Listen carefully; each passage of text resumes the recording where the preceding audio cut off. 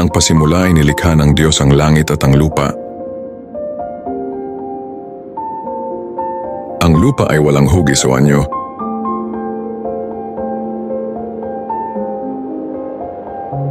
Dilim ang bumabalot sa kalaliman.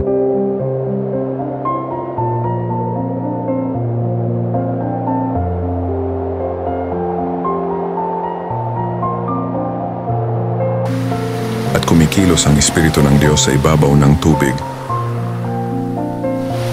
Sinabi ng Diyos magkaroon ng liwanag. At nagkaroon nga. Nasiyahan ng Diyos nang ito'y mamasdan. Pinagbukod niya ang liwanag at ang dilim. Ang liwanag ay tinawag niyang araw.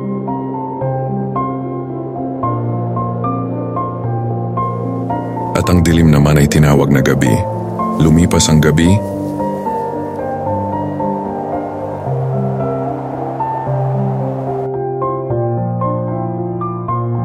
At sumapit ang umaga, iyon ang unang araw.